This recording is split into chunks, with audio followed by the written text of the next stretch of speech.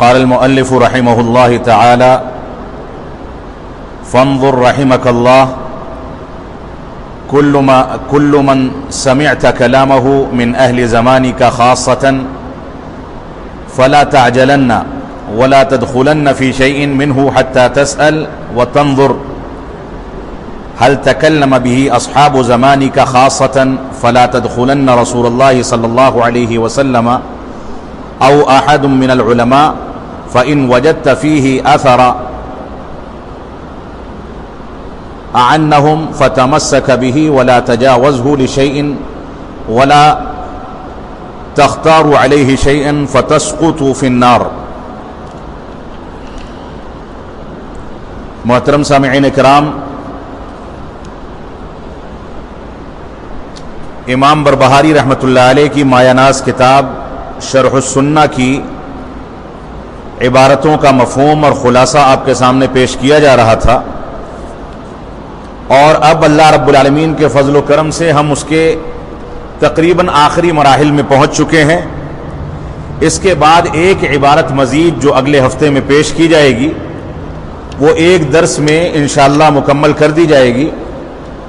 آج جو عبارت میں نے آپ کے سامنے پڑھی ہے اس میں امام بربہاری رحمۃ اللہ علیہ نے ایک ضابطہ اہل سنت والجماعت کے لیے ذکر فرمایا ہے۔ وہ ضابطہ یہ ہے کہ تم اپنے دور کے کسی آدمی سے اگر کوئی بات سنتے ہو یا کوئی فتویٰ تم کو موصول ہوتا ہے تو ایسی صورت میں اس کو قبول کرنے میں جلدی نہ کیا کرو، اور اسی ایک فتوے یا ایک دلیل کی بنیاد پر جلد بازی کر کے فیصلہ مت کر لیا کرو۔ اس چیز کا تذکرہ امام بربہاری رحمۃ اللہ علیہ نے آج کے اس متن کے اندر فرمایا ہے۔ تو فرمایا، اے پڑھنے والے، اللہ رب العالمین تم پر رحم فرمائے، ہر وہ بات جو آپ سنتے ہیں خاص طور پر اپنے یا ہمارے دور کے لوگوں کی، تو اس کی طرف جلدی مت کیا کرو، اور نہ ہی اس پر اس وقت تک عمل کی کوشش کیا کرو جب تک علماء سے سوال کر لو۔ یعنی کوئی بات آتی ہے تو اس کو اپنانے میں جلد بازی سے کام نہ لو، اور اس پر تب تک عمل نہ کرو جب تک علماء کرام سے اس کی تصدیق اور اس کی تحقیق نہ کر لو، اور اس پر غور و تدبر نہ کر لو۔ رسول اکرم صلی اللہ علیہ وسلم کے صحابہ کرام اور اسی طرح سے علماء حق میں سے کسی نے اس بات پر ہم کو نہیں ابھارا کہ ہم ایسا کریں۔ یہ بات کسی نے بھی نہیں کہی ہے کہ ہم کسی چیز میں جلد بازی سے کام لیں۔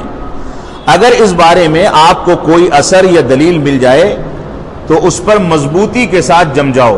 یعنی کسی ہمارے زمانے کے عالم نے یا کسی شخص نے کوئی بات کہی ہے اور اس بات کے اندر اس بات کا خدشہ ہے کہ وہ غلطی کر جائے تو فوراً اس کو نہ اپنایا جائے، اور نہ ہی غور و تدبر کیے بغیر اور دوسرے علماء سے رجوع کیے بغیر اس کو قابل اعتنا سمجھا جائے، الا یہ کہ وہ عالم دین ایسا ہو جو باتوں کو مکمل تحقیق کے بعد پیش کرتا ہے۔ اس سلسلے میں اگر اس کی بات کی تائید میں ہم کو کوئی اثر یا کوئی دلیل مل جائے تو ایسی صورت میں اس پر مضبوطی کے ساتھ جم جانا یہ ہماری ذمہ داری ہے، اور اس سے تجاوز سے پرہیز کرنا یہ بھی ہماری ذمہ داری ہے، اور اس پر کسی چیز کو ترجیح نہ دینا یہ بھی ہماری ذمہ داری ہے۔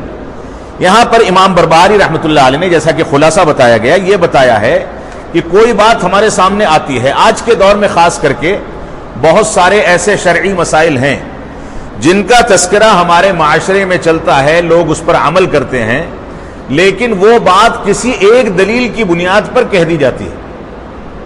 اور شریعت کا طریقہ یہ ہے، اس سے پہلے ایک ضابطے کے تحت آپ کو بتایا گیا تھا کہ اہل سنت والجماعت کا طریقہ یہ ہے کہ جب تک ایک مسئلے پر سارے دلائل جمع نہ کر لیں، جب تک اس مسئلے کے بارے میں حتمی فیصلہ نہیں کرتے۔ کبھی کبھار ایک دلیل کچھ مفہوم پیش کرتی ہے اور مختلف دلائل کی روشنی میں اگر فیصلہ کیا جائے تو مفہوم بدل جاتا ہے۔ اس وجہ سے ہماری یہ ذمہ داری ہے کہ سارے دلائل کو سامنے رکھیں، اور سارے دلائل کو سامنے رکھنے کے لیے اگر ہمارا تعلق عوام الناس سے ہے تو ایسی صورت میں علماء کرام سے رجوع کرنا اور ان سے بحث و تحقیق کرنا یہ ہماری ذمہ داری ہوگی۔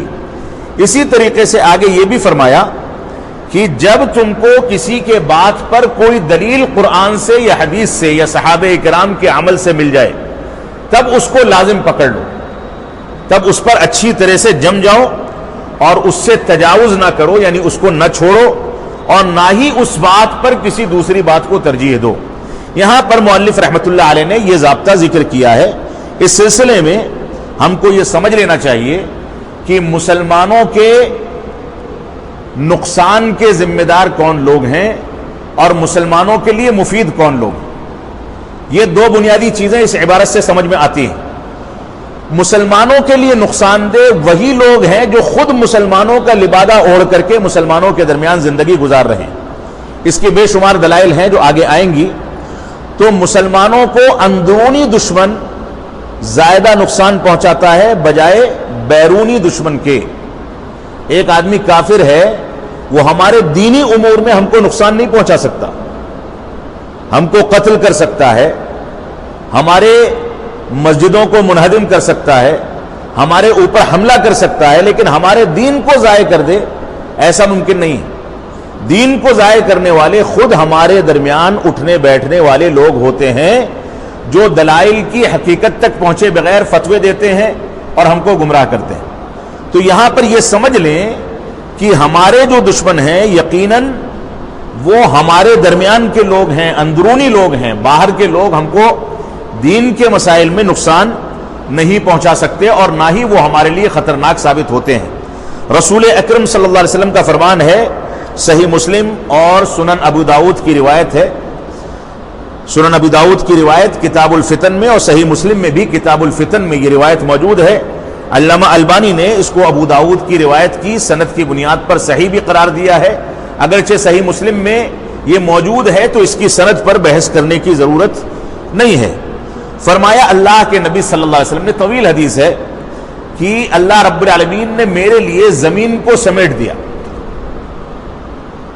ان اللہ زوالی الارض فرأیت مشارقها ومغاربها، کہ اللہ رب العالمین نے میرے لیے زمین کو سمیٹ دیا تو میں نے زمین کے مشرق و مغرب کو دیکھا۔ اس روایت میں بہت ساری دقیق چیزیں ہیں، دقیق مسائل ہیں۔ یہاں پر اللہ کے نبی صلی اللہ علیہ وسلم نے مشرق و مغرب ہی کیوں کہا، جنوب و شمال کیوں نہیں کہا کہ جنوب اور شمال کو سمیٹ دیا گیا؟ تو علماء حق کہتے ہیں کہ مشرق و مغرب اس وجہ سے کہا ہے کہ دنیا اسی دو جہت میں پھیلتی ہے۔ جنوب اور شمال میں عموماً سمندر اور پہاڑوں کا سلسلہ ہے جہاں پر آبادیاں نہیں ہیں، لہذا ان چیزوں سے رسول اکرم صلی اللہ علیہ وسلم کو بحیثیت داعی زیادہ سروکار نہیں تھا، اس وجہ سے مشرق و مغرب کا تذکرہ کیا۔ دوسری بات، مشرق و مغرب میں اللہ رب العالمین نے امت اسلامیہ کے لیے اور اہل اسلام کے لیے بہت ساری نعمتیں رکھی ہیں جس کا تذکرہ اس میں بھی آئے گا۔ تو اللہ کے نبی صلی اللہ علیہ وسلم فرماتے ہیں کہ اللہ رب العالمین نے میرے لیے زمین کو سمیٹ دیا تو اس کے مشرق و مغرب کو میں نے دیکھا۔ یقیناً میری امت وہاں تک پہنچے گی جہاں تک میرے لیے زمین سمیٹی گئی ہے۔ مشرق و مغرب کی جو زمین سمیٹ دی گئی ہے میری امت وہاں تک پہنچ جائے گی۔ کیسے پہنچے گی؟ قرآن و سنت پر عمل پیرا ہوگی تو اللہ رب العالمین اس زمین کو امت اسلامیہ کے لیے بھی سمیٹ دے گا، یعنی امت اسلامیہ کو اس پورے خطے پر غلبہ عطا فرمائے گا۔ یہ اللہ رب العالمین کا وعدہ ہے۔ اس وعدے کی بنیادی شرط سورہ نور کی آیت نمبر 55 میں اللہ رب العالمین نے ذکر فرمائی کہ یعبدوننی لا یشرکون بی شیئا، کہ اس غلبے کے لیے بنیادی شرط یہ ہے کہ وہ صرف میری عبادت کرتے ہوں اور میرے ساتھ کسی کو شریک نہ ٹھہراتے ہوں، یعنی توحید کا اقرار اور شرکیات کا انکار۔ یہ دو بنیادی اصول ہیں جس کی بنیاد پر انسان کو دنیا میں غلبہ عطا کیا جاتا ہے۔ مسلمانوں نے ان اصولوں کو چھوڑ دیا تو وہ مغلوب ہو گئے۔ اگر ان کو اب بھی غالب ہونا ہے تو اس چیز کو انہیں سمجھنا ہوگا۔ تو اللہ کے نبی صلی اللہ علیہ وسلم نے فرمایا کہ میری امت وہاں تک پہنچے گی جہاں تک میرے لیے زمین کو سمیٹا گیا ہے، اور آگے فرمایا مجھ کو سرخ اور سفید خزانوں کی چابیاں دی گئی ہیں۔ اس سے مراد محدثین کرام الگ الگ باتیں کہتے ہیں۔ قیصر و کسریٰ کے خزانے یا سرخ اور سفید خزانے سے مراد سونا اور چاندی، ایک سفید ہوتا ہے اور ایک سرخ ہوتا ہے یا پیلا ہوتا ہے۔ بعض سونے جو قیمتی ہوتے ہیں وہ سرخی مائل ہوتے ہیں۔ اس کے بعد فرمایا میں نے اپنے رب سے دعا کی کہ میری امت کو عام قحط میں ہلاک نہ کرنا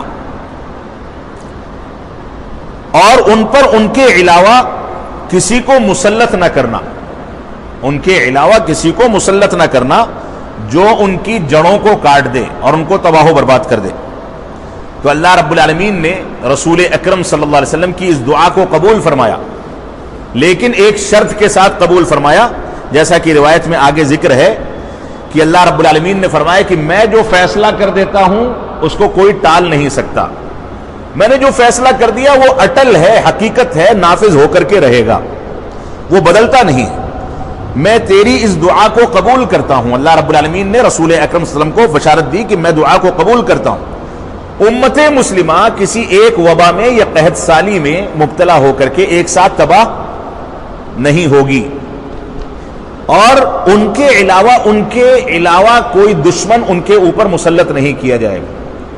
یعنی امت اسلامیہ کے علاوہ اسلام کا انکار کرنے والا کوئی ایسا دشمن جو امت اسلامیہ پر مکمل طریقے سے غالب آ جائے، ایسا ممکن نہیں۔ صحیح مسلم کی حدیث ہے، ایسا ممکن ہی نہیں ہے کہ دشمنان اسلام اہل اسلام پر مکمل غلبہ حاصل کر لیں۔ کہیں تھوڑا بہت جزوی غلبہ حاصل کریں گے، اور وہ بھی مسلمان افراد کا ساتھ لے کر کے، ایسے مسلمانوں کو ساتھ جوڑ کر کے جو اسلام اور مسلمانوں کے خلاف بغاوت اور نمک حرامی کرتے ہیں، ان لوگوں کے ذریعے وہ غلبہ حاصل کریں گے، تنہا تو غلبہ حاصل کر ہی نہیں سکتے۔ تو اللہ رب العالمین نے فرمایا میں عام قحط سالی میں ان کو تباہ نہیں کروں گا، اور ان پر ان کے علاوہ کوئی ایسا دشمن بھی مسلط نہیں کروں گا جو ان کے اصل دین کو مٹا سکے۔ اور اس کے بعد فرمایا اگر پوری دنیا کے کافر مل کر بھی ان کے اوپر حملہ کر دیں تب بھی وہ ان پر تسلط حاصل نہیں کر سکتے، غلبہ حاصل نہیں کر سکتے۔ اللہ رب العالمین نے بشارت سنائی، اور اس کے بعد فرمایا مگر یہ ضرور ہوگا، ایک بات اللہ رب العالمین نے شرط ذکر کی کہ یہ بات تو ضرور ہوگی کہ مسلمان ایک دوسرے کو ہلاک کریں گے، یعنی غیر مسلم دشمن ہمارے اوپر مسلط نہیں ہو سکتا ہے، لیکن مسلمان خود مسلمانوں کا نام لے کر کے مسلمانوں کو قتل کریں گے، اور یہ آج کے دور میں ہو رہا ہے۔ اگر مسلمانوں کے کسی شعار کو توڑا جاتا ہے، ختم کیا جاتا ہے، تو خود مسلمانوں کی طاقتوں کو ملا کر کے اس کے لیے حالات بنائے جاتے ہیں۔ ایودھیا کی جیتی جاگتی مثال ہمارے سامنے ہے۔ جب اس کے بارے میں فیصلے کی بات آئی سپریم کورٹ کی، تو اس سے پہلے باقاعدہ مسلم لیڈران کو جمع کر کے ان کو اپنے فیور میں کرنے اور اس کے لیے استعمال کرنے کی پوری سعی کی گئی اور کوشش کی گئی، اور اس کے بعد وہ اس پر غالب ہو سکے، ورنہ ان کے دل میں اللہ کی جانب سے جو خوف تھا وہ غالب ہو چکا تھا۔ تو ہماری یہ ذمہ داری ہے کہ ہم آپسی لحاظ سے قرآن و سنت کی بنیاد پر اتحاد پیدا کریں، اور ایسا نہ ہو کہ ہم مسلمانوں کے خلاف کسی مسئلے میں اپنے شعوری طور پر یا غیر شعوری طور پر استعمال ہونے لگیں اور خود ہماری ذات سے مسلمانوں کو نقصان ہو۔ اس پر ہم کو توجہ دینی چاہیے۔ اس سلسلے میں اللہ رب العالمین کا فرمان ہے وَلَن يَجْعَلَ اللَّهُ لِلْكَافِرِينَ عَلَى الْمُؤْمِنِينَ سَبِيلًا۔ سورہ نساء کی آیت نمبر 141 میں اللہ رب العالمین نے فرمایا اور اللہ رب العالمین ایمان والوں پر کافروں کو کبھی غلبہ عطا نہیں فرماتا۔ اس سلسلے میں مفسرین نے مختلف تفسیریں بیان کی ہیں کہ ان کو غلبہ کیسے نہیں ملتا کافروں کو، جبکہ ہم دنیا میں دیکھتے ہیں کہ بہت سارے کافر غالب ہیں، اس کے باوجود اللہ رب العالمین نے قرآن مجید میں یہ ذکر کر دیا کہ کافروں کو غلبہ مسلمانوں پر نہیں مل سکتا۔ ہم خود اپنے وطن عزیز میں اس بات کو دیکھ رہے ہیں کہ ہم پر دوسری طاقتوں کو غلبہ مل چکا ہے، اس کے باوجود اللہ رب العالمین نے ایسا کیوں فرمایا؟ اس سلسلے میں مفسرین نے مختلف باتیں ذکر کی ہیں کہ کفار کو اللہ حجت، دلائل اور براہین کے لحاظ سے مسلمانوں اور مومنوں پر غلبہ نہیں عطا فرماتا ہے. یعنی دلیل، حجت یہ ہمیشہ مسلمانوں کے ساتھ رہے گی. کافر کبھی اس کے ذریعے سے مسلمانوں پر اور اسلامی عقائد پر غلبہ حاصل نہیں کر سکتا. ایک بات یہ ہے. اسی طریقے سے ایک بات یہ ہے کہ یہ بات آخرت کے بارے میں کہی جا رہی ہے کہ اللہ رب العالمین آخرت میں کافروں کو مسلمانوں پر غلبہ نہیں عطا فرمائے گا بلکہ مسلمان ہی غالب رہیں گے. اور اس سلسلے میں تیسری بات یہ کہی گئی ہے کہ اللہ رب العالمین ان مومنوں پر ان لوگوں کو غلبہ نہیں عطا فرمائے گا جو مومن قرآن و سنت کے مطابق چلتے ہیں اور دین کے حقیقی ترجمان ہیں، منہج سلف پر چلتے ہیں. منہج سلف کا اور قرآن و سنت کے دلائل اور صحابہ کرام کے طریقے کا سب سے بڑا فائدہ یہ ہے کہ اس سلسلے میں رسول اکرم صلی اللہ علیہ وسلم نے ہم کو بشارت فرمائی ہے کہ لا تزال طائفۃ من امتی ظاہرین علی الحق. یہ روایت آگے آئے گی کہ میری امت میں ایک ایسا گروہ ہمیشہ غالب رہے گا جو حق پر قائم رہے گا اور نقصان پہنچانے والے اس کو نقصان نہیں پہنچا پائیں گے. اور وہ گروہ کون سا ہوگا؟ جو قرآن و سنت کے مطابق چلے، صحابہ کرام کے منہج کو اختیار کرے.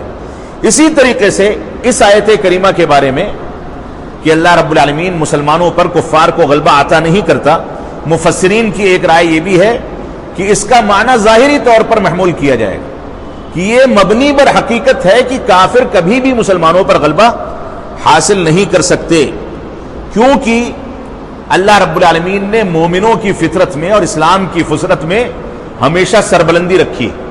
جب تک انسان اسلام کو اختیار کرتا ہے، جب تک وہ سربلند رہتا ہے، اور جہاں اس کے یہاں اسلامی تعلیمات میں کمی واقع ہوتی ہے تو جن جن تعلیمات میں کمی واقع ہوگی ان امور میں وہ مغلوب ہوتا چلا جائے گا.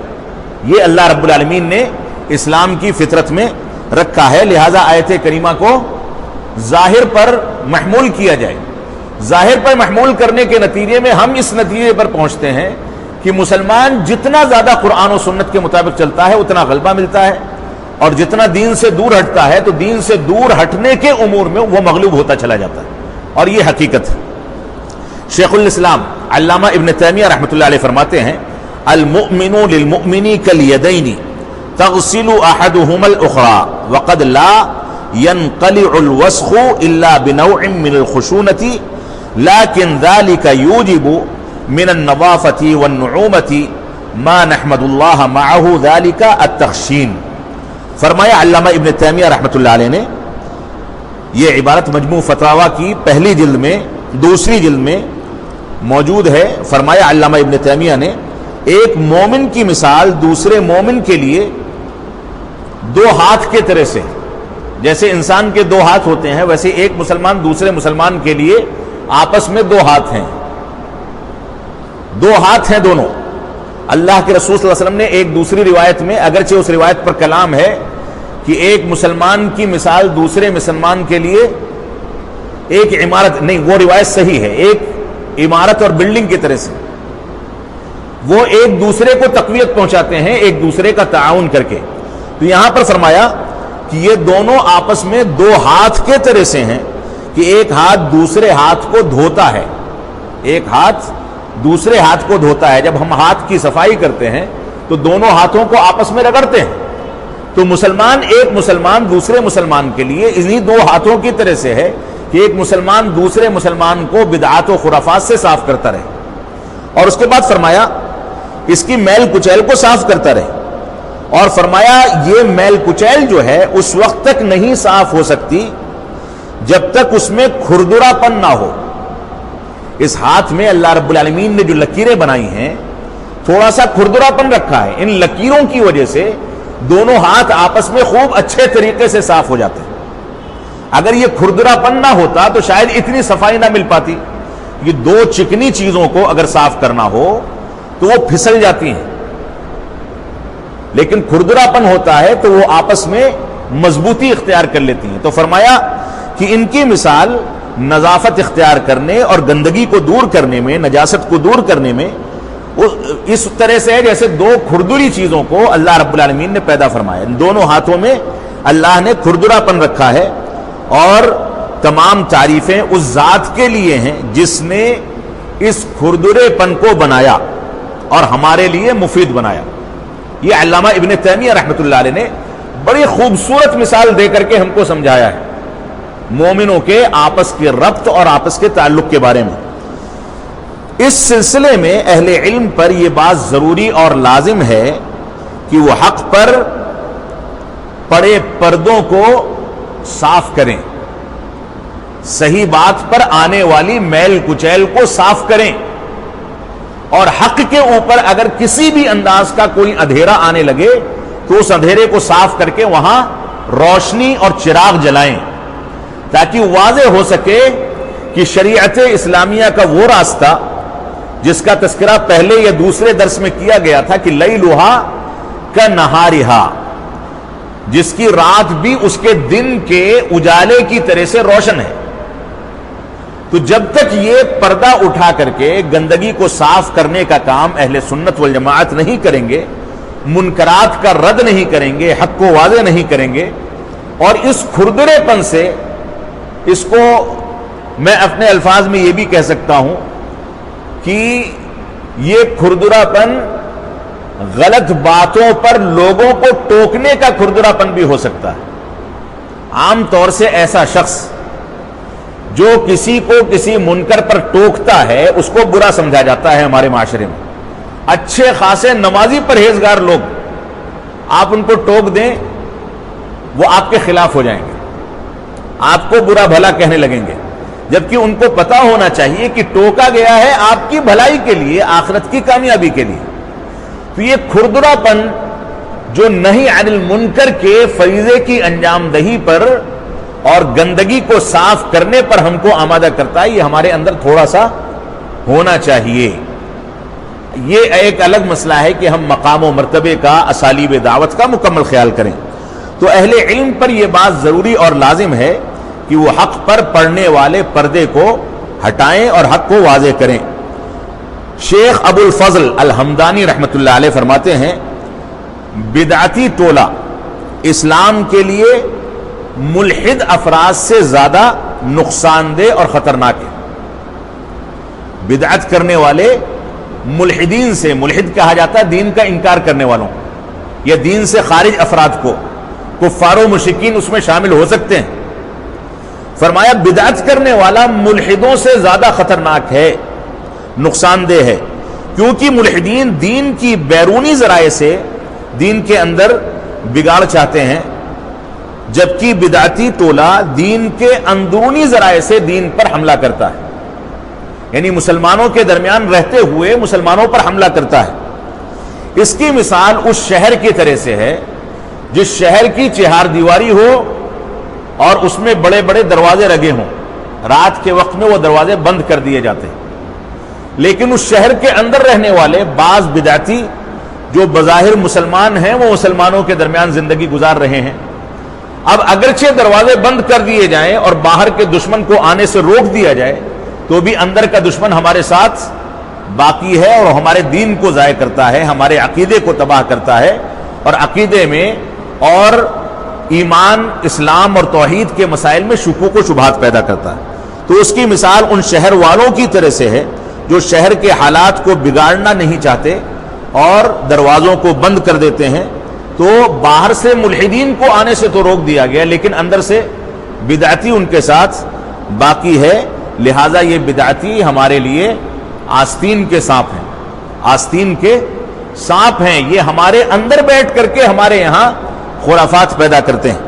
شیخ الاسلام علامہ ابن تیمیہ رحمۃ اللہ علیہ نے خوارج کے بارے میں کچھ باتیں کہی ہیں. اس سے پہلے خوارج کا ضمناً تذکرہ آیا تھا، میں اس پر تھوڑی سی تفصیل ذکر کرنا چاہوں گا. خوارج کی علامتوں کے بارے میں شیخ الاسلام علامہ ابن تیمیہ رحمۃ اللہ علیہ فرماتے ہیں، خوارج کے بارے میں بحث کرتے ہوئے لکھتے ہیں کہ صحابہ کرام نے ان خوارج پر عمومی لحاظ سے کفر کا فتویٰ نہیں لگایا، یعنی باقاعدہ ان کے خلاف کفر کا فتویٰ نہیں دیا، اور صحابہ کے بعد بھی مسلمانوں کا یہی طریقہ باقی رہا، بلکہ نہ ہی ان لوگوں کی طرح ان کو مرتد کہا، یہ ارتداد تک پہنچ جائیں، جیسے زکوٰۃ کا انکار کرنے والے نے جب حضرت ابوبکر صدیق رضی اللہ تعالیٰ عنہ کے دور میں زکوٰۃ کا انکار کیا تو حضرت ابوبکر صدیق رضی اللہ تعالیٰ عنہ نے ان کو باقاعدہ جہاد کر کے دھمکی دی کہ اگر انہوں نے انکار سے رجوع نہیں کیا تو میں ان کے خلاف جہاد کروں گا. لیکن خوارج کے ساتھ یہ صورتحال اختیار نہیں کی گئی. کیوں نہیں کی گئی؟ کیونکہ بظاہر وہ مسلمان تھے اور ان کے یہاں چور دروازے تھے، وہ اسلام کی تعلیمات کو ہر جگہ شبہات میں ڈال کر کے مسلمانوں کے دین کو تباہ کرتے تھے. تو اندرونی دشمن سے چوکنا رہنے کے لیے مسلمان کو سب سے پہلے قرآن و سنت کا شعور پیدا کرنا ہوتا ہے. ورنہ آج کے دور میں یہ اندرونی دشمن ہمارے گھروں میں موجود ہے. شوہر کے عقیدے کو خراب کرنے والی اس کی بیوی ہوتی ہے. بیوی اگر صحیح سالم ہے تو اس کے عقیدے کو خراب کرنے والا اس کا شوہر ہوتا ہے. باپ اور بیٹے کو بگاڑنے والا ان کے خاندان کا کوئی فرد ہوتا ہے. اور یہ بات اس سے پہلے کئی مرتبہ یہاں آ چکی ہے اس ممبر سے کہ ہمارے گھروں کے اندر ہمارے دشمن موجود ہیں جو تفسیر بالرائے کی بنیادوں پر قرآن مجید کو پڑھنے کی تلقین کرتے ہیں اور کہتے ہیں کہ تفہیم القرآن کی عبارت بہت آسان ہے، ہم آرام سے سمجھ سکتے ہیں، اس کا مطالعہ کیا جائے. ان کے سامنے تفسیر ابن کثیر نہیں ہوتی، احسن البیان نہیں ہوتی. یہ چور دروازے ہیں، یہ وہ دشمن ہے جو ہمارے گھروں میں گھسے ہیں. ہمارے گھروں میں ایسے افراد بھی ہیں جو خلافت و ملوکیت کے بہانے سے صحابہ کرام پر آڑی ترچھی باتیں کرنے کے قائل ہیں اور ہم ان کو برداشت کرتے ہیں. کہتے ہیں کہ ٹھیک ہے امیر معاویہ کاتب وحی تھے لیکن انہوں نے ایسا کیا ویسا کیا، اپنے بیٹے کو ایسا کر دیا ویسا کر دیا. یہ سب چور دروازے ہیں، دشمنوں کے حربے ہیں. آپ ان لوگوں کی حقیقتوں کو پڑھیں گے تب آپ کے آنکھ میں آنسو جاری ہوگا. اس وجہ سے ان چور دروازوں کو ہمیں سب سے پہلے اپنے گھروں میں بند کرنا ہوگا. تو علامہ ابن تیمیہ رحمۃ اللہ علیہ نے فرمایا خوارج کے بارے میں، کلاب النار شر قتلى تحت ادیم السماء خیر قتلى من قتلوه. فرمایا کہ یہ دوزخ کے کتے ہیں. خوارج جو ہیں یہ دوزخ کے کتے ہیں اور سب سے بہتر شہید وہ ہے جس کو خوارج قتل کر دیں.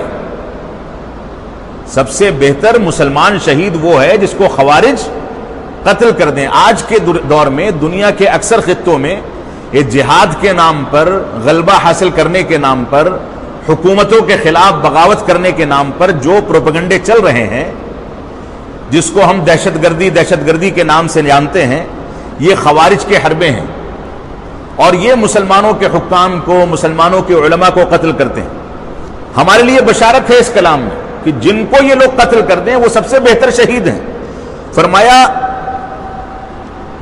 کہ اور آسمان کی چھت کے نیچے سب سے برے مقتول یہ خوارج ہیں. یعنی خوارج جن کو قتل کر دیا جائے حکومتوں کی جانب سے، یہ آسمان کے نیچے زندگی گزارنے والے سب سے برے لوگ ہیں جن کو قتل کیا جاتا. تو علامہ ابن تیمیہ رحمۃ اللہ علیہ کی اس عبارت سے ہم خوارج کی قباحت کو سمجھ سکتے ہیں. ذو الخویصرہ جس کا تذکرہ کل کے درس میں بھی آیا تھا، اس نے اللہ کے نبی صلی اللہ علیہ وسلم سے کیا کہا تھا؟ یہ بھی خارجی تھا. اس نے کہا تھا اعدل، اے اللہ کے رسول صلی اللہ علیہ وسلم آپ انصاف کیجئے. اب کوئی شخص اتنا ظالم ہو جائے کہ اللہ کے نبی صلی اللہ علیہ وسلم سے گہار لگائے کہ آپ انصاف کیجئے، تو اس سے بڑا ظالم کون ہو سکتا ہے؟ تو یہ خوارج کی سب سے بڑی علامت ہے کہ وہ سب سے پہلے قرآن و سنت کے دلائل پر حکم لگا کر کے اس کو غلط ثابت کرنے کی کوشش کرتے ہیں. یہاں پر واضح ہو گیا کہ ان کا جو سردار تھا ذو الخویصرہ، اس نے اللہ کے نبی صلی اللہ علیہ وسلم سے کہا کہ آپ انصاف کیجئے. تو اللہ کے نبی صلی اللہ علیہ وسلم نے فرمایا کہ اگر میں انصاف کرنے والا نہیں ہوں تو دنیا میں کون انصاف کرنے والا ہے؟ تم جو انصاف کی گہار لگا رہے ہو، اگر میں انصاف کرنے والا نہیں ہوں تو دنیا میں کوئی بھی انصاف کرنے والا نہیں ہے. تو خائب و خاسر ہو جا. اللہ کے نبی صلی اللہ علیہ وسلم نے اس کو بددعا دی کہ تو نامراد ہو جا، خائب و خاسر ہو جا. اگر میں انصاف کرنے والا نہیں ہوں تو کون انصاف کرنے والا ہے؟ حضرت عمر نے کہا کہ اگر اجازت دیجئے تو اس کو قتل کر دوں. اللہ کے نبی صلی اللہ علیہ وسلم سے اجازت مانگی کہ اجازت دیجئے تو اس کو قتل کر دوں، تو اللہ کے نبی صلی اللہ علیہ وسلم نے ان کو روک دیا. فرمایا کہ ان کے ایسے افراد ہوں گے جن کی نمازیں تم کو اپنی نمازوں کے آگے بہتر نظر آئیں گی، ان کے روزے تم کو اپنے روزوں سے زیادہ خشوع و خضوع والے نظر آئیں گے، اور یہ قرآن مجید کی تلاوت کریں گے لیکن قرآن مجید ان کے حلق سے نیچے نہیں اترے گا. یعنی خوارج بظاہر ہم سے زیادہ عبادت کرنے والے ہوتے ہیں، کیونکہ ان کا اصل ہدف یہ ہے کہ مسلمانوں کو نقصان پہنچایا جائے. تو نقصان پہنچانے کے لیے سب سے پہلے وہ حربہ اختیار کرتے ہیں کہ اپنے آپ کو نمازی، پرہیزگار، متقی اور پرہیزگار ثابت کریں تاکہ مسلمان ان کی باتوں کو سنیں. اپنے ہدف کی تعین کے لیے اور ہدف کی تکمیل کے لیے وہ نمازوں کے قریب آتے ہیں. نمازوں کے قریب آنے میں ان کا مقصد اللہ رب العالمین کو راضی کرنا نہیں بلکہ مسلمانوں کو دھوکہ دینا ہوتا ہے. اسی وجہ سے اللہ کے نبی صلی اللہ علیہ وسلم نے فرمایا کہ ان کی نمازیں تم کو اپنی نمازیں ان کی نمازوں کے آگے حقیر نظر آئیں گی اور روزے حقیر نظر آئیں گے. یہ قرآن مجید کی تلاوت کریں گے، ان کے حلق سے نیچے نہیں اترے گا، لیکن یہ یمرقون من الدین کما یمرق السهم من الرمیہ، یہ دین سے ویسے ہی نکل جائیں گے جیسے تیر کمان سے نکل کر کے دور چلا جاتا ہے. اس کے بعد اللہ کے نبی صلی اللہ علیہ وسلم آگے فرماتے ہیں، صحیح بخاری کی روایت ہے، وَيَخْرُجُونَ عَلَى حِينِ فُرْقَةٍ مِّنَ النَّاسِ يَقْتُلُونَ أَهْلَ الْإِسْلَامِ وَيَدْعُونَ أَهْلَ الْأَوْثَانِ. فرمایا کہ ان کا خروج لوگوں کے اختلاف کے وقت ہوگا. ان کا خروج لوگوں کے اختلاف کے وقت ہوگا. مسلمان اور اہل اسلام آپس میں بھیڑ پڑیں گے، آپس میں اختلاف کریں گے دلائل کو نہ سمجھنے اور اہل بدعت کی جانب دعوت دینے کے نتیجے میں. فرمایا جب یہ اختلاف ہوگا تو یہ خوارج نکل پڑیں گے بلوں سے اور نکل کر کے مسلمانوں کو نقصان پہنچائیں گے. فرمایا یقتلون اہل الاسلام، یہ اہل اسلام کو قتل کریں گے، اور ویدعون اہل الاوثان، اور بت والوں کی جانب دعوت دیں گے، بت والوں کے بارے میں نرمی اختیار کریں گے. اسی طریقے سے صحیح بخاری کی ایک روایت ہے کہ یأتی فی آخر الزمان قوم حدثاء الاسنان سفہاء الاحلام یقولون من خیر قول البریۃ یمرقون من الدین. فرمایا آخری زمانے میں قیامت کے قریب ایسا دور آنے والا ہے کہ کچھ لوگ اٹھیں گے جو کم عمر ہوں گے، نوجوان ہوں گے، کم عمر ہوں گے، اور عقل و شعور ان کے پاس نہیں ہوگا. آپ کتنا بھی سمجھا لیں وہ سمجھ نہیں پائیں گے، بس اپنی بات پر اٹل رہیں گے. کم عمر ہوں گے، بے وقوف ہوں گے، اور اس کے بعد فرمائیں گے مخلوق کی سب سے اچھی بات کہیں گے. مخلوقات میں جو باتیں کہی جاتی ہیں اس میں سے ایسی باتوں کا انتخاب کریں گے جو باتیں بظاہر سب سے اچھی ہیں، لیکن اس کے باوجود وہ دین سے اسی طرح سے نکل جائیں گے جیسے تیر کمان سے نکل جاتا ہے. میں ایک مثال دیتا ہوں. جامعہ اسلامیہ مدینہ منورہ کی طالب علمی کے دور میں رمضان کا مہینہ تھا، عصر کی نماز کے بعد ہم لوگ مسجد نبوی میں بیٹھے ہوئے تھے. ایک ہندوستان ہی کا طالب علم ہمارے ساتھ بیٹھا تھا اور ہمارے درمیان ایک مسئلے پر علمی گفتگو چھڑ گئی. وہ مسئلہ تھا تراویح کی رکعت کا، کہ تراویح کی رکعت کا مسنون طریقہ کیا ہے، کتنی رکعت ہونی چاہیے. ہم نے کہا دیکھیے کوئی بھی صحیح دلیل ایسی نہیں ہے جس کی بنیاد پر ہم یہ کہیں کہ 11 رکعت سے زیادہ رسول اکرم صلی اللہ علیہ وسلم نے اپنی زندگی میں کبھی پڑھی ہے. اس دوسرے طالب علم نے کیا کہا، وہ بھی اپنی جماعت کا تھا لیکن روشن خیالی ہوتی ہے بعض لوگوں میں، روشن خیال تھا. اس نے کہا کیا فرق پڑتا ہے اگر تھوڑی زیادہ پڑھ لیتے ہیں، نفل نماز ہے. میں نے کہا دیکھیے فرق پڑھنے نہ پڑھنے کا مسئلہ نہیں ہے، مسئلہ یہ ہے کہ آپ تنہائی میں پڑھ رہے ہیں کہ باجماعت پڑھ رہے ہیں. اگر باجماعت پڑھ رہے ہیں تو گویا امت اسلامیہ کو ایک مثال پیش کر رہے ہیں، یا امت اسلامیہ کے سامنے ایک سسٹم پیش کر رہے ہیں، جس سسٹم کے بعد میں آنے والے جاہل یہ نہیں دیکھیں گے کہ دلیل کیا کہتی ہے اور وہ سسٹم کیا کہتا ہے، بلکہ وہ سسٹم کو اپنا لیں گے اور دلیل کو چھوڑ دیں گے، کیونکہ ان کی رسائی سسٹم تک ہے، دلیل تک نہیں ہے. تو اس کے نتیجے میں نتیجہ یہ ہوگا کہ وہ 20 رکعت کو صحیح سمجھنے لگیں گے. اس نے کہا کہ حرم میں بھی ہوتی ہے. میں نے کہا حرم میں بہت سارے ایسے عمل ہوتے ہیں جو دلیل کے خلاف ہیں، تو کیا وہ جائز ہو جائیں گے؟ اور ائمہ اربعہ کا اتفاق اور اجماع ہے کہ ہمارے لیے حرم کا عمل حجت نہیں ہو سکتا. حرم میں جو کچھ ہوتا ہے وہ ہمارے لیے دلیل نہیں ہے، دلیل قرآن و سنت ہے. اتنے میں افغانستان کا ایک طالب علم آ کر کے بغل میں بیٹھا. اس نے جب دیکھا کہ یہ لوگ تراویح پر بحث کر رہے ہیں تو وہ میرا جو ساتھی تھا اس کو اس طرح سے کونی مار کر کے کہتا ہے کہ ان سے کہو کہ ان کے ابن تیمیہ بھی تو 20 کے قائل ہیں، ان کے ابن تیمیہ بھی تو 20 کے قائل ہیں. یہ بات میرے کان میں پڑی اور ہم لوگ باب السلام کے قریب بیٹھے ہوئے تھے، رسول اکرم صلی اللہ علیہ وسلم کی قبر مبارک کے قریب تھے. تو میں نے اس سے کہا عجیب بے وقوف انسان ہو، کم سے کم اس مسجد میں جہاں رسول اکرم صلی اللہ علیہ وسلم نے 23 سال گزارے ہیں، یہاں تو ابن تیمیہ کو نہ گھساؤ، یہاں تو کم از کم اللہ کے رسول کے فرامین اور اس کی سنت کو اپنا لو. ابن تیمیہ کی بات کرنی ہوگی تو بعد میں کر لیں گے، ہم ابن تیمیہ کا احترام کرتے ہیں لیکن تقلید نہیں کرتے. ابن تیمیہ سے کسی مسئلے میں غلطی ہوئی ہے تو ہم دلیل کے احترام کی بنیاد پر اور خود ابن تیمیہ کے دوسرے اقوال کی بنیاد پر اس کو چھوڑ دیتے ہیں. یہی اسلام کا صحیح طریقہ ہے.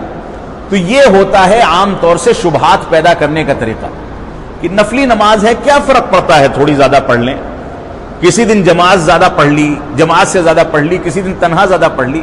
یہ چور دروازے ہیں. آپ کے دل میں جب تک سنت رسول کی عظمت نہیں ہوگی جب تک آپ اس سے بچ نہیں پائیں گے. تو ذوالخویسرہ کی یہ مثال آپ کے سامنے آئی اور خوارج کی بعض علامتیں آئیں. خوارج کی بعض علامتوں کی بنیاد پر، بعض عادتوں کی بنیاد پر علماء کرام نے ان کی کچھ علامتیں مزید ذکر کی. بنیادی علامت ان کی یہ ہے کہ وہ مسلمانوں کی تکفیر کرتے ہیں، یعنی خود مسلمانوں کے بعض طبقوں کو کافر کہتے ہیں. یہاں تک کہ ان لوگوں نے صحابہ کرام کو نہیں چھوڑا، اور صحابہ کرام کو چھوڑنا تو دور کی بات. ذوالخویسرہ کی مثال آپ کے سامنے ہے کہ خود اللہ کے رسول کو کہتا ہے کہ عدل، آپ انصاف کیجئے. تو اللہ کے رسول اگر انصاف نہیں کریں گے تو کون کرے گا؟ تو یہ خوارج کی علامت ہے کہ دین کے احکامات ان کے حلق سے نہیں اترتے، جیسا کہ ذوالخویسرہ نے اس کی مثال پیش کر دی. تو سب سے بنیادی علامت ہے کہ یہ تکفیر کرتے ہیں، تفجیر کرتے ہیں. تکفیر کرتے ہیں، تفجیر کرتے ہیں. تفجیر کہتے ہیں کہ خرافات کرتے ہیں، دنیا میں بے چینی پیدا کرتے ہیں، بدامنی پیدا کرتے ہیں، اپنے مقصد کی تکمیل کے لیے جس حد تک جانا پڑ جائے چلے جاتے ہیں. یہ ان کی ایک علامت ہے آج کے دور میں کہ اگر آپ کو غلبہ حاصل نہیں ہو رہا تو بعض لوگوں نے کہا ہے کہ سوسائڈ بم جو ہے اس کے ذریعے سے طاقت حاصل کرنا اور غلبہ حاصل کرنا جائز ہے. یہ خوارج کا مزاج ہے. اسلام کہتا ہے کہ آپ کو طاقت ہے اور جہاد کے اور غلبہ حاصل کرنے کے سارے شرائط مکمل ہوتے ہیں تو آگے بڑھیں، ورنہ ماتحتی اختیار کر کے قرآن و سنت پر عمل کرتے رہیں. بغاوت کے عنصر کو اسلام کبھی برداشت نہیں کرتا، چاہے وہ بغاوت مسلمانوں کے خلاف ہو یا غیر مسلموں کے خلاف ہو. آپ کو غیر مسلموں کے خلاف بھی اگر اٹھنا ہے تو اس کے لیے وہ شرائط مکمل کیے جانے ضروری ہیں جن شرائط کا تذکرہ علماء اسلام نے کیا ہے، جس کی تفصیل کا یہ موقع نہیں. جن شرطوں میں سب سے پہلی بنیادی شرط یہ ہے کہ ہم اپنے نفس سے جہاد کریں، یعنی اپنے اندر جو برائیاں ہیں اس کو نکال کر کے باہر کریں، اور اپنے نفس سے جہاد میں اپنی برائیوں کو دور کرنا، اپنے گھر والوں کی برائیوں کو دور کرنا، اپنے پڑوسیوں کی، اپنے خاندان کے لوگوں کی، اپنے دوست و احباب کی برائیوں کو دور کرنا، یہ سب شامل ہے. آج کے دور میں گھر کا ایک بوڑھا آدمی آ کر کے نماز پڑھ لیتا ہے تو بقیہ گھر والوں کے بارے میں سوچتا ہے کہ اب یہ دامن پکڑ کے جنت میں پہنچ جائیں گے. وہ آدمی جو نماز پڑھ رہا ہے وہ بھی راہ نجات پر نہیں ہے، کیونکہ اس نے نکلتے ہوئے گھر والوں سے یہ نہیں کہا کہ نماز چل کے پڑھو، یہ نماز کی پابندی تمہاری ذمہ داری ہے. دعوت و تبلیغ کا دامن اس نے چھوڑ دیا. یہ کسی بھی صورت میں سچا مسلمان نہیں ہو سکتا. تو تفجیر اختیار کرنا، اسی طریقے سے حکام کے خلاف بغاوت کرنا اور خروج کرنا، یہ ان کی تیسری بنیادی صفت ہے. اللہ کے نبی صلی اللہ علیہ وسلم نے فرمایا حدیث کے اندر حدثاء الاسنان، یہ کم عمر ہوں گے، سفہاء الاحلام، اور یہ بے وقوف ہوں گے. جیسا کہ میں نے مسجد نبوی کی مثال دی، اس سے بڑی حماقت اور بے وقوفی کیا ہو سکتی ہے کہ اللہ کے رسول صلی اللہ علیہ وسلم کی حدیث بیان کی جا رہی ہے اور آپ ابن تیمیہ کا قول لے کر کے آتے ہیں. یہ بہت بڑی بے وقوفی اور حماقت ہے. اور خود اس مسجد نبوی کے اندر جہاں اللہ کے رسول کی پوری زندگی گزری، اس وجہ سے ہم کو اس بارے میں سوچنا چاہیے. اور اس کے بعد فرمایا یقولون من خیر قوم البریہ، یہ بڑی اچھی اچھی باتیں کریں گے. اور یمرقون من الدین کما یمرق السهم من الرمیہ، اور دین سے نکل جائیں گے. ان کی ایک علامت یہ بھی بیان کی گئی کہ اچھی اچھی باتیں کریں گے، چکنی چپڑی باتیں کریں گے، بڑی چاشنی ہوگی باتوں میں، ٹوکیں گے نہیں کسی کو کہ ایسا مت کرو، صرف یہ کہیں گے کہ ایسا کرو. جبکہ اسلام کا فریضہ یہ ہے کہ برائی سے روکا جائے اور اچھائی کا حکم دیا جائے. دونوں چیزیں ایک ساتھ چلتی ہیں. ایک چیز اگر چلے گی تو دوسری چیز کی تکمیل کسی بھی صورت میں نہیں ہو سکتی. تو ان کی ایک علامت یہ ہے کہ اچھی اچھی باتیں کریں گے، سب کو خوش کر کے چلنے کی کوشش کریں گے، میٹھی میٹھی باتیں، اور دین سے اسی طریقے سے نکل جائیں گے جیسے کمان سے تیر نکل جاتا ہے. ایک علامت ان کی اس حدیث میں یہ بیان کی گئی کہ ان کی نمازوں کے آگے ہم اپنی نمازوں کو حقیر سمجھیں گے، اور ان کے روزوں کے آگے ہم اپنے روزوں کو حقیر سمجھیں گے، اور یہ حکام پر خروج اختیار کریں گے. اس سلسلے میں ایک علامت جو اخیر میں بیان کی گئی کہ یہ اہل شرک کو چھوڑ کر کے اہل اسلام کا قتل کرتے ہیں. جیسا کہ اس سے پہلے بتایا گیا ایک روایت کی روشنی میں کہ ان آیتوں کو، جو آیتیں کفار کے بارے میں نازل ہوئی ہیں، ان کو مسلمانوں پر فٹ کر کے مسلمانوں کے خلاف فتویٰ دیتے ہیں، ان کو اسلام سے خارج کرتے ہیں. یہ ان کا شعور ہے، یہ بھی ان کی ایک علامت ہے. اسی طریقے سے ان کی بعض علامتیں علماء اسلام نے ذکر کی ہیں کہ اعضاء و جوارح کو کاٹ دیں گے. کسی کو سزا دیں گے تو اعضاء و جوارح کو کاٹ دیں گے، یعنی بہت ظالم ہوں گے. اسی طریقے سے ابن ملجم جو یہودی تھا اس کے پیروکار ہوں گے. اللہ کے نبی صلی اللہ علیہ وسلم نے ان چیزوں کا تذکرہ ہمارے سامنے کیا ہے. اسی طریقے سے خروج کے فتنے میں بعض چیزوں کا تذکرہ ابو داؤد کی روایت کی روشنی میں نے آپ کے سامنے ذکر کر دیا. بعض مزید چیزوں کا تذکرہ یہاں پر کر دیا جائے، جیسا کہ اس سے پہلے روایت حضرت ابن عمر رضی اللہ تعالی عنہما کی روایت آئی کہ یہ سب سے بری مخلوق ہوگی اور یہ اللہ کی آیتوں کو، کفار والی آیتوں کو مسلمانوں پر فٹ کریں گے، جیسا کہ صحیح بخاری کی روایت ہے. اور علی رضی اللہ تعالیٰ عنہ فرماتے ہیں کہ حروریہ نے جب خروج کیا تو انہوں نے کیا کیا؟ لا حکم الا اللہ. حروریہ نے جب خروج کیا تو کہا لا حکم الا اللہ. اب آپ دیکھیں یہاں پر ایک بہت باریک چیز میں آپ کو بتا رہا ہوں جو درس کے لطائف میں سے ایک لطیفہ ہے کہ عموماً حضرت علی بن ابی طالب رضی اللہ تعالیٰ عنہ کو اہل کلام اور گمراہ فرقے، روافض، یہاں تک کہ خارجی اپنے دلائل کے لیے ان کے اقوال کو حجت کے طور پر پیش کرتے ہیں. کیوں؟ کیونکہ بنیاد رافضیت کی جو ہے حب علی کی بنیاد پر پڑی ہے. اگرچہ وہ محبت علی باطل محبت ہے، غلط طریقے سے بیان کی گئی، اور ہم کو یقین ہے کہ حضرت علی کو اگر اس بات کا علم ہوتا تو ان سب کو ایک طرف سے کھڑا کر کے سب کی گردنیں مار دیتے. لیکن ان لوگوں نے حضرت علی اور حضرت معاویہ رضی اللہ تعالیٰ عنہما کے جو آپسی اجتہادی اختلاف تھا اس کا غلط فائدہ اٹھا کر کے حضرت علی کے حق میں باتیں کہیں اور اس بہانے سے صحابہ کرام کو اسلام سے خارج کیا. تو عام طور سے بریلوی حضرات، قبر پرست حضرات، قبروں پر ذبیحہ پیش کرنے کو حلال کہتے ہیں، اور ذبیحہ پیش کرنے کی حرمت کی دلیل حضرت علی سے وارد ہے. رافضہ نے حضرت علی کو اپنا امام متعین کیا، یہاں تک کہا ان کا آخری مرحلے کا جو عقیدہ ہے وہ تعلیہ علی کا ہے. اس بات کا تذکرہ میں یہاں پر کر دوں کہ رافضہ کے 3 مراحل ہیں. شیعہ کے 3 مراحل ہیں. ایک مرحلہ ہے کہ انہوں نے حضرت علی کی خلافت کو بقیہ 3 خلفاء کی خلافت پر مقدم کیا، لیکن بقیہ 3 خلفاء کی خلافت کا انکار نہیں کیا. یہ رافضہ کا پہلا مرحلہ ہے. اس مرحلے کے ساتھ کچھ علماء اسلام جو کہ رافضی یا شیعہ نہیں تھے، ان کے یہاں بھی یہ میلان کہیں نہ کہیں نظر آتا ہے. اور اہل سنت والجماعت کا کہنا ہے کہ اس کی وجہ سے انسان اسلام پر باقی رہتا، اگرچہ یہ خلاف افضل ہے. تو یہ پہلا مرحلہ ہے. دوسرا مرحلہ ہے رفض کا مرحلہ. پہلا تھا تشیع کا. تشیع کہتے ہیں کسی کے ساتھ گروہ بندی کرنا.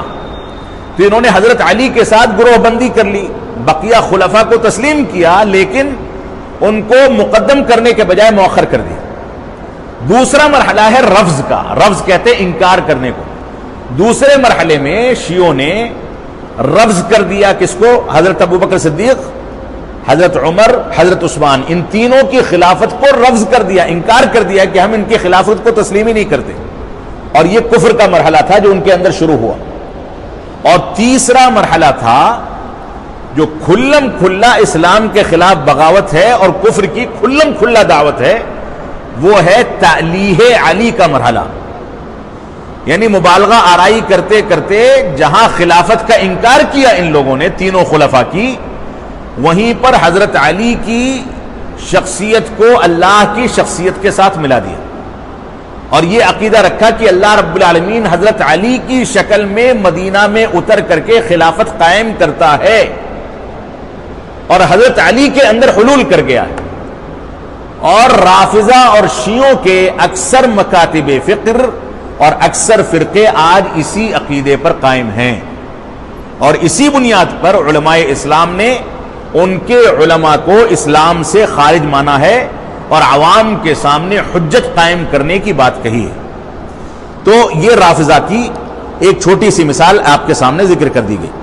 اسی طریقے سے حضرت علی کا جو قول میں نے ذکر کیا، کہتے ہیں کہ حروریہ نے جب خروج کیا تو سب سے پہلے ان کا جو کلمہ تھا وہ یہ تھا کہ لا حکم الا اللہ، لا حکم الا اللہ. اور آج کے دور میں خوارج کے افراد، خوارج کے علماء، یہ خوارج سے متاثر افراد جو بات پیش کرتے ہیں وہ کہتے ہیں وَمَن لَّمْ يَحْكُمْ بِمَا أَنزَلَ اللَّهُ فَأُولَٰئِكَ هُمُ الْكَافِرُونَ. جو اللہ کی نازل کردہ چیزوں کے ذریعے فیصلہ نہ کرے وہ کافر ہے. جبکہ یہاں پر تفصیل ہے، آیت کریمہ کے مفہوم میں تفصیل ہے جس کی تفصیل کا یہ موقع نہیں. تو فرمایا کہ حروریہ نے سب سے پہلے جو نعرہ لگایا تھا وہ تھا لا حکم الا اللہ، کہ اللہ کے علاوہ کوئی حاکم نہیں. تو علی رضی اللہ تعالیٰ عنہ نے یہ بات فرمایا، یہ بات حق ہے جو انہوں نے کہی، لیکن غلط مقصد کے لیے استعمال کی جا رہی. بات تو صحیح ہے لیکن غلط مقصد کے لیے استعمال کی جا رہی ہے. اس میں کچھ ایسی صفات مجھ کو ملتی ہیں جو اللہ کے رسول صلی اللہ علیہ وسلم نے بیان فرمائی ہیں. یہ حق بات تو کہتے ہیں مگر خود ان کے گلے کے نیچے نہیں اترتی. صحیح مسلم کی حدیث. یہ حضرت علی نے حروریہ کے بارے میں اس کا تذکرہ یہاں پر کر دیا ہے.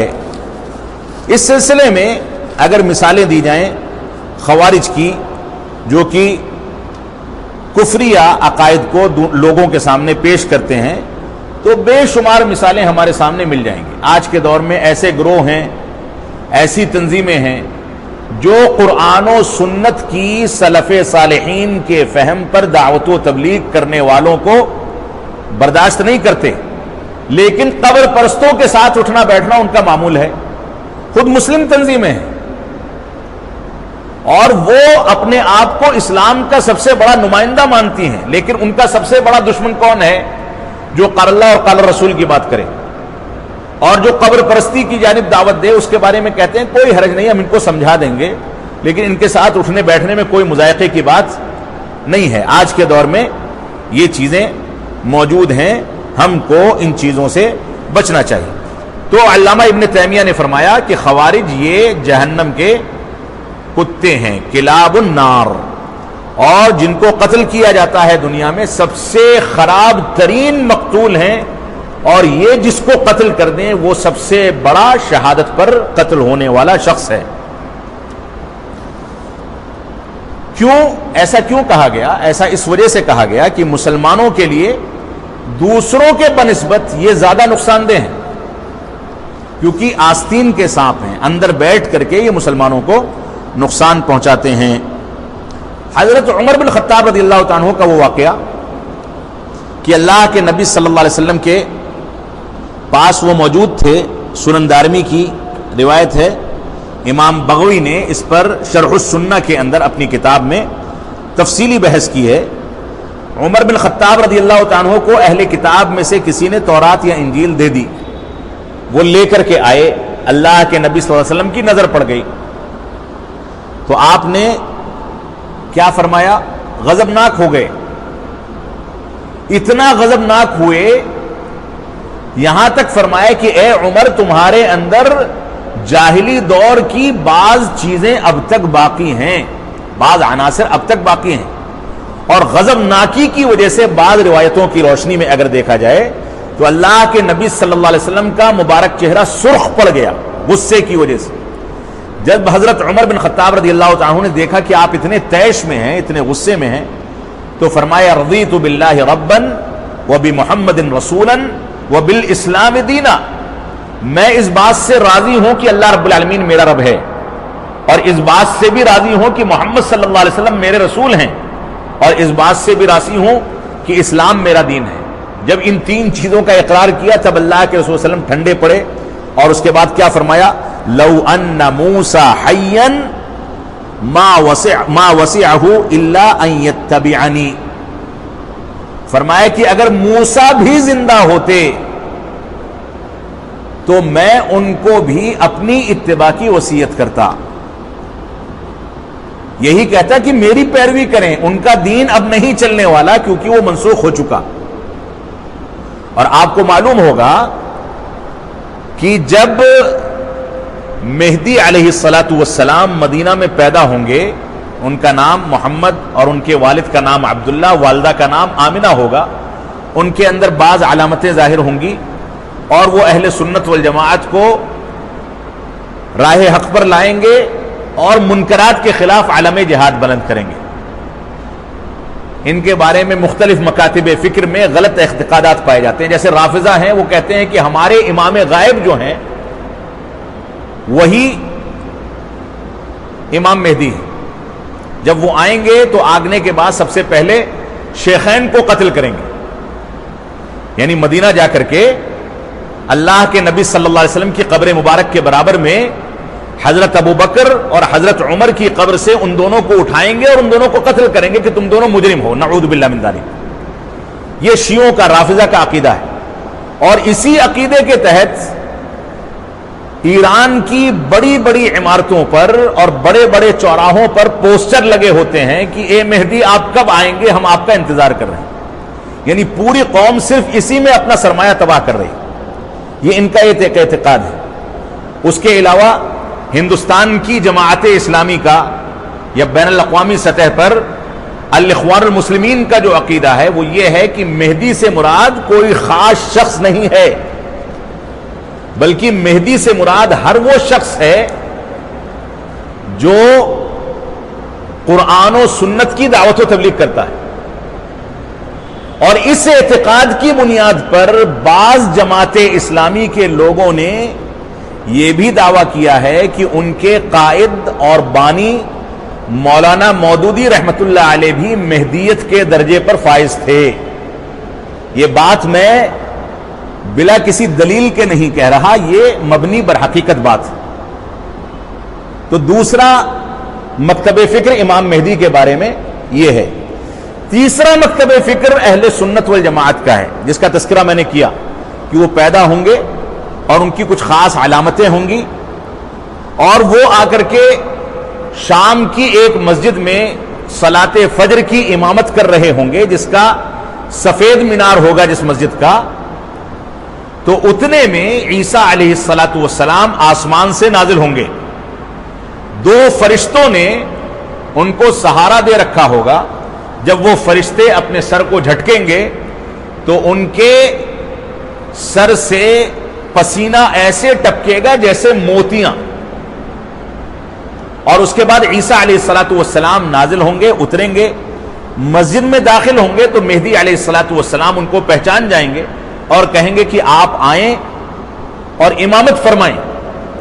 تو عیسیٰ علیہ الصلوۃ والسلام کہیں گے کہ نہیں,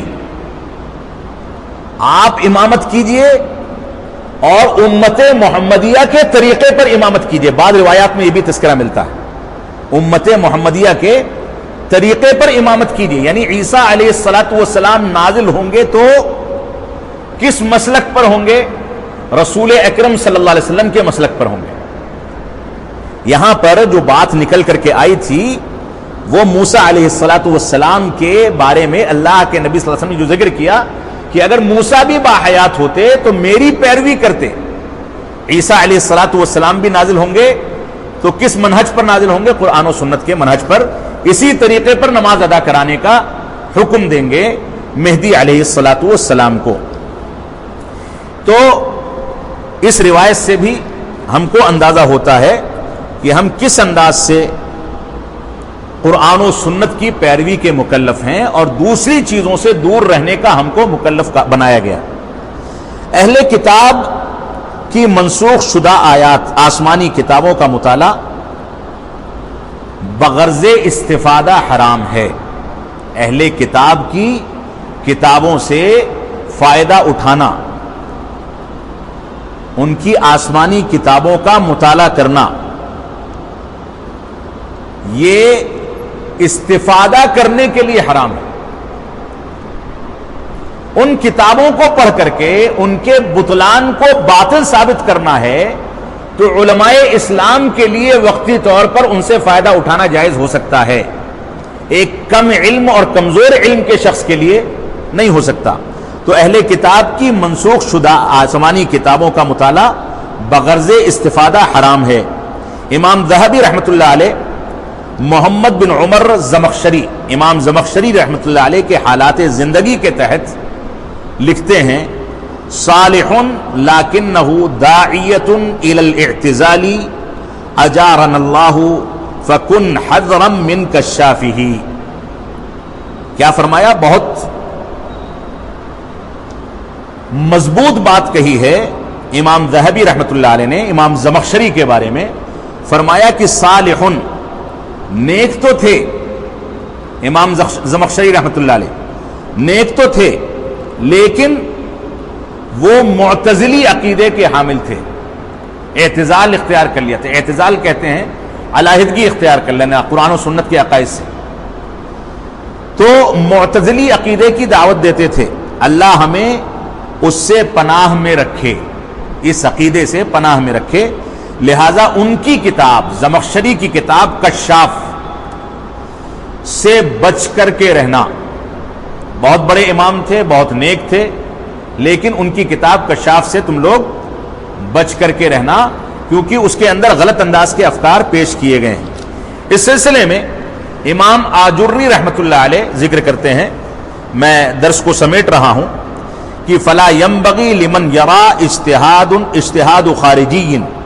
فرمایا کسی مومن کے لیے یہ بات مناسب اور لائق نہیں ہے, لائق و زیبا نہیں ہے کہ وہ ایک خارجی شخص کو دیکھتا ہے کہ اس نے ظالم یا عادل حکمران کے خلاف بغاوت کی ہے اور ایک جماعت کو اس نے اپنے گرد جمع کر لیا ہے اور اپنی تلوار کو خلیفہ کے خلاف استعمال کرنے کی بات کی ہے اور مسلمانوں کے قتل کو حلال سمجھا ہے, تو اس کے لیے یہ چیز لائق و زیبا اور جائز نہیں کہ وہ اس کا ساتھ دے.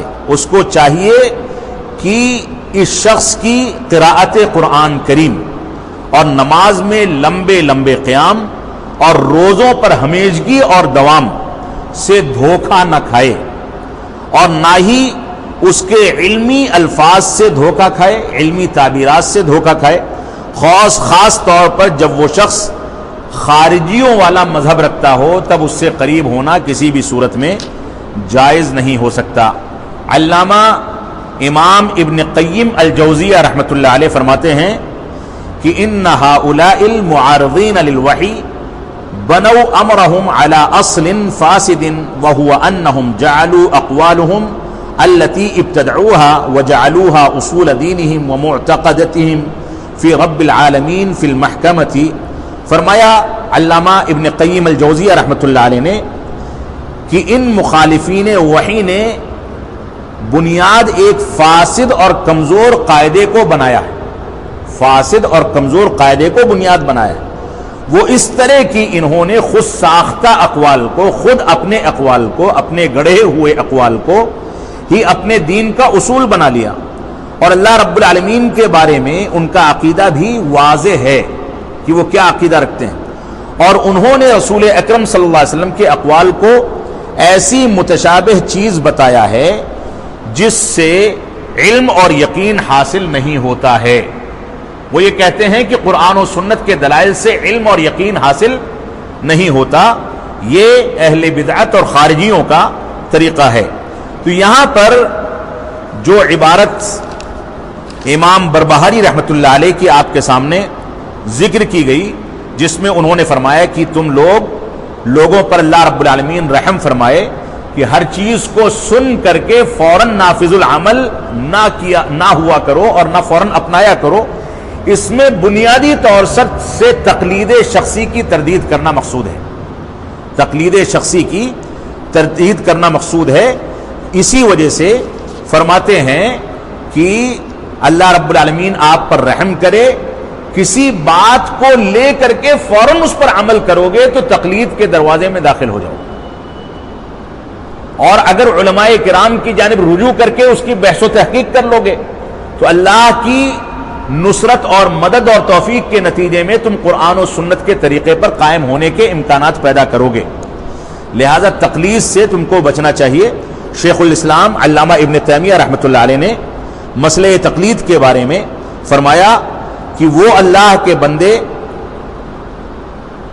جو اللہ کے بندے ہیں ان کو اللہ سے ڈرنا چاہیے. جو ظالم اور جاہل لوگوں کے راستے پر چلتے ہیں ان کو اللہ سے ڈرنا چاہیے. یہ سمجھتے ہیں کہ وہ علماء کے راستے پر چل رہے ہیں. ان کی مثال اس شخص کے طرح سے ہے جو چکی کی آواز تو سنتا ہے مگر اس کے اندر آٹا نہیں دیکھتا. یعنی چکی کی آواز پردے کے پیچھے سے سن رہا ہے لیکن یہ نہیں جانتا کہ اس میں آٹا پیسا جا رہا ہے کہ چکی کو خالی چلایا جا رہا ہے. تو تقلید کرنے والوں کا معاملہ ایسا ہی ہے کہ وہ نہیں جانتے کہ گیہوں پیسا جا رہا ہے، آٹا مل رہا ہے کہ نہیں مل رہا. تو فرمایا کہ ان کی مثال اسی طرح سے ہے جیسے چکی کی آواز سنتے ہیں لیکن آٹے کو دیکھتے نہیں. وہ جس کو علم کے اعلیٰ درجے پر سمجھتے ہیں وہ صرف ظاہری طور پر علم رکھتا ہے دنیا داری کا، اور شریعت کا علم اس کے پاس بالکل بھی نہیں ہے. اور ایسے لوگوں کی شریعت اسلامیہ نے پھٹکار لگائی ہے اور یہ رسول اکرم صلی اللہ علیہ وسلم کے طریقے سے بھٹکے ہوئے ہیں. اللہ کے نبی صلی اللہ علیہ وسلم کا فرمان ہے شروع میں جو روایت آپ کے سامنے ذکر کی گئی، لا تزال طائفۃ من امتی، جس روایت کی جانب اشارہ کیا گیا کہ ان قریب میری امت میں ایک جماعت ہمیشہ حق پر قائم رہے گی.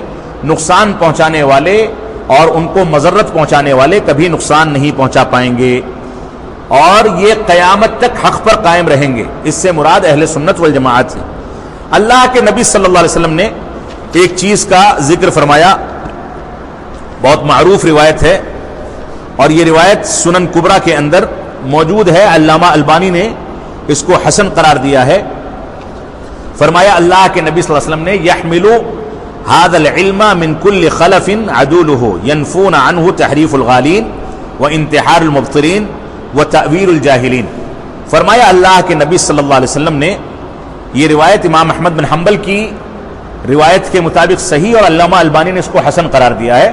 فرمایا کہ اس علم کو عن قریب عدل و انصاف کرنے والے والی جماعت لے کر کے بڑھے گی. قرآن و سنت کی حامل جماعت لے کر کے اس کی دعوت و تبلیغ کی ذمہ داری اٹھائے گی. اس جماعت کو اسی بنیاد پر عادل جماعت کہا گیا. عادل جماعت کہتے ہیں جس پر اعتماد کیا جا سکے. عدل و انصاف کرنے والی جماعت اور حدیث کی اصطلاح میں عادل اس کو کہتے ہیں، اس راوی کو جو حدیث کے تمام شرائط کو مکمل کر کے حدیث کی روایت کرے، یعنی اس کے اندر قابل اعتماد ہونے کے سارے شرائط موجود ہوں۔ تو فرمایا عن قریب اس جماعت کے کچھ عادل لوگ اس جماعت کی ذمہ داری اٹھائیں گے، دعوت و تبلیغ کی ذمہ داری اٹھائیں گے، جو اس علم سے یا شریعت اسلامیہ سے 3 علامتیں ذکر کی گئیں۔ ایک علامت ہے ینفون عنہ تحریف الغالین، غلو کرنے والوں کی تردید کریں گے، غلو کرنے والوں کی تردید کریں گے دین کی دعوت و تبلیغ میں۔ غلو کرنے والوں کی تردید کرنے سے مراد شدت پسندی کی تردید کرنا ہے، کیونکہ غلو اور شدت پسندی تقریباً ایک چیز ہے، اور شدت پسندی کی تردید اگر کوئی کرتا ہے تو وہ تکفیریوں کی اور اسی طرح سے خوارج کی تردید ضرور کرے گا، غلو کرنے والوں کی تردید ضرور کرے گا۔ آگے فرمایا وَإِنْتِحَالُ الْمُبْطِلِينَ، دین کے نام پر نئی بات ایجاد کرنے والوں کی تردید بھی کریں گے۔ یہ اہل سنت والجماعت کے دعات کی دوسری صفت ہے۔ تو دین کے نام پر نئی بات ایجاد کرنے والوں کی تردید کریں گے تو یقینی طور سے تردید لازم آئے گی تشیع اور تصوف کی، کیونکہ شیعوں نے اور صوفیہ کے مختلف طبقات نے دین میں نئی نئی باتیں ایجاد کر کے اللہ کے نبی صلی اللہ علیہ وسلم کی جانب منسوب کر دیں۔ اور اسی طرح سے فرمایا وَتَأْوِيلُ الْجَاهِلِينَ، اور جہالت پر مبنی تعویلات کی بھی تردید کریں گے۔ جہالت پر مبنی تعویلات سے مراد اگر اس کی تعویل کی جائے، اس کی تردید کی جائے تو اس سے مراد اس سے وہ لوگ بھی چپیٹ میں آتے ہیں جو اعتزال اور اشعریت کو اختیار کرتے ہیں، اشعریوں کے منہج کو، معتزلیوں کے منہج کو اختیار کرتے ہیں، ماتریدیت کو اختیار کرتے ہیں۔ ماتریدیت کے ذریعے آج کے دور کے وہ مقلد افراد جو قرآن و سنت پر اپنے امام کی تقلید کو واجب سمجھتے ہیں اور قرآن و سنت کو ثانوی حیثیت دیتے ہیں، وہ ماتریدی ہیں۔ اگرچہ یہ ان کی تعریف نہیں ہے لیکن موجودہ احوال کے لحاظ سے خلاصہ یہی ہے۔ اور اسی طرح سے اعتزال یعنی دین سے علیحدگی اختیار کرنے والوں کی تردید کریں گے، اور اشعریت جو اسماء و صفات کی بعض صفات کو مانتے ہیں، بعض کا انکار کرتے ہیں، وہ اشاعرہ ہیں، ان کی بھی تردید کریں گے۔ تو گویا اس روایت کے اندر اللہ کے نبی صلی اللہ علیہ وسلم نے سارے باطل فرقوں کی تردید کی ذمہ داری اہل سنت والجماعت کے دعات پر ڈال دی۔ اتنی عظیم روایت ہے، اس وجہ سے ہم کو اس روایت کی روشنی میں اہل بدعت کی تردید کے لیے تیار ہونا چاہیے۔ تو اللہ کے نبی صلی اللہ علیہ وسلم نے یہاں پر اس کا تذکرہ فرمایا۔ خطیب بغدادی رحمۃ اللہ علیہ فرماتے ہیں کہ الاقتصاد فی السنت خیر من الاجتہاد فی البدعہ، کہ سنت کے مطابق تھوڑا سا عمل کر لینا، سنت کے مطابق قرآن و سنت کی روشنی میں تھوڑا سا عمل کر لینا، یہ بدعت پر چلتے ہوئے زیادہ عمل کرنے سے 1000 درجہ بہتر ہے۔ یعنی انسان ایک لقمہ کھائے، تر و تازہ کھائے، ایسا کھائے جو نقصان نہ کرے، اس کے مد مقابل وہ 100 لقمہ سڑا ہوا جس میں کیڑے لگ گئے اس کو کھا لے جس سے وہ بیمار پڑ جائے۔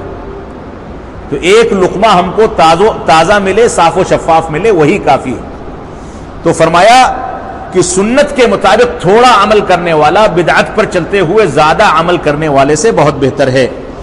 اور ابن مسعود رضی اللہ تعالیٰ عنہ فرماتے ہیں، آپ دیکھیں جیسا کہ میں نے ذکر کیا لطائف میں سے، کہ جو لوگ بعض لوگوں کو پکڑ کر کے چلتے ہیں عام طور سے ان کے خلاف دلیل انہی لوگوں سے مل جاتی ہے۔ عبداللہ بن مسعود رضی اللہ تعالیٰ عنہ کے بارے میں بعض ماتریدی یا موجودہ دور کے دیوبندی حضرات یہ کہتے ہیں کہ اللہ کے نبی صلی اللہ علیہ وسلم نے جس آٹے کو گوندھا تھا اس آٹے کی روٹی بنانے کی ذمہ داری عبداللہ بن مسعود نے اٹھائی۔ یعنی جو دین اللہ کے نبی صلی اللہ علیہ وسلم نے شروع کیا تھا اس کو پختگی کے ساتھ دنیا کے سامنے پیش کرنے کی ذمہ داری کس نے اٹھائی؟ عبداللہ بن مسعود رضی اللہ تعالیٰ عنہ۔ جبکہ ایسا نہیں ہے، سارے صحابہ کرام نے یہ ذمہ داری اٹھائی ہے، سب کی فضیلت کا تذکرہ ہونا چاہیے، صرف عبداللہ بن مسعود رضی اللہ تعالیٰ عنہ کی فضیلت کا ذکر نہیں ہونا چاہیے۔ عبداللہ بن مسعود رضی اللہ تعالیٰ عنہ سے مروی ہے، اس روایت کی روشنی میں ان کی تردید آپ خود تلاش کر لیں کہتے ہیں کہ فانظروا اعمالکم ان کانت اقتصادا او اجتہادا ان تکون علی منہج الانبیاء وسنتہم، فرمایا تم اپنے اعمال کا جائزہ لیتے رہو، اپنے اعمال کا جائزہ لے لو، اگرچہ وہ تھوڑے ہوں یا زیادہ ہوں، مگر یہ ضروری ہے کہ وہ انبیاء کرام کے منہج پر ہوں۔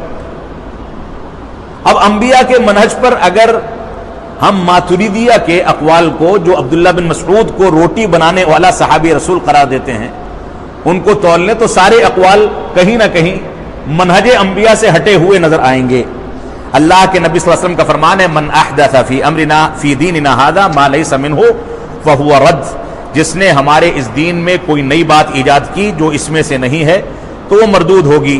خطیب بغدادی رحمۃ اللہ علیہ فرماتے ہیں کہ بکر بن عیاش سے یہ کہا گیا کہ مسجد میں کچھ ایسے لوگ بیٹھے ہیں جن کے پاس اور لوگ بھی آ کر کے بیٹھتے ہیں، تو انہوں نے کہا کہ جو لوگوں کے لیے بیٹھے گا تو لوگ بھی اس کے پاس آ کر کے بیٹھیں گے، لیکن فرق یہ ہے کہ اہل سنت کو فوت ہو جاتا ہے، اہل سنت سے یہ لوگ دور ہو جاتے ہیں، فوت ہو جاتے ہیں، لیکن ان کا تذکرہ باقی رہتا ہے اور اہل بدعت کا تذکرہ دنیا سے ختم ہو جاتا ہے۔ اس عبارت کا خلاصہ یہ ہے، میں عبارت نہیں پڑھ رہا ہوں کیونکہ وقت زیادہ ہو رہا ہے۔ خطیب بغدادی فرماتے ہیں کہ اہل سنت والجماعت کا تذکرہ دنیا میں باقی رہتا ہے، لوگ کتنے بھی حلقے بنا لیں اور لوگوں کو اس سے جوڑ لیں، اگر وہ سنت پر باقی ہیں تو ان کا تذکرہ بعد میں باقی رہے گا، اور سنت پر باقی نہیں ہیں، بدعت کی دعوت دیتے ہیں تو وہ مٹا دیے جائیں گے۔ اللہ رب العالمین کا فرمان ہے ان شأنک هو الابتر، کہ اللہ کے نبی صلی اللہ علیہ وسلم آپ کی شان تو یہ ہے کہ آپ کا مخالف، چاہے وہ مخالف سنت کی مخالفت کر کے بدعت کو اختیار کرنے والا ہو، چاہے آپ کی شان میں گستاخی کرنے والا ہو، وہ ہمیشہ لا ولد ہو کر کے، بے نام و نشان ہو کر کے تباہ کر دیا جاتا ہے۔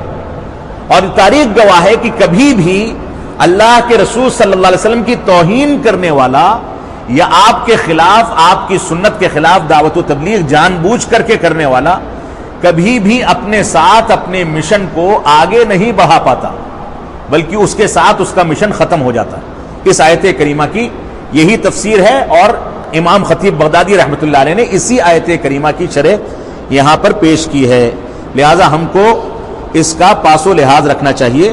شیخ عبد الرحمن بن حسن آل الشیخ رحمہ اللہ فرماتے ہیں کہ ہر امام کے پاس علم کا ایک ایسا حصہ ہے، لہذا ہر مکلف یعنی عاقل و بالغ اور مسلمان پر یہ بات واجب ہوتی ہے کہ جب اس کے پاس کتاب و سنت کے دلیل پہنچ جائے تو اس کے معنی کا فہم بھی حاصل کر لے، اور اس کو چاہیے کہ وہ اس دلیل پر عمل کرے اگرچہ بعض لوگ اس دلیل کی مخالفت ہی کیوں نہ کر رہے ہوں، کیونکہ اللہ رب العالمین کا فرمان ہے اتبعوا ما انزل الیکم من ربکم ولا تتبعوا من دونہ اولیاء، کہ تم لوگ اس کی اتباع کرو جو تمہارے رب کی طرف سے بات آئی ہے، اور اس کے علاوہ رب کو چھوڑ کر کے جو باتیں کہی گئی ہیں اس کی اتباع کبھی نہ کرو، ایسے لوگوں کے پیچھے کبھی نہ چلو۔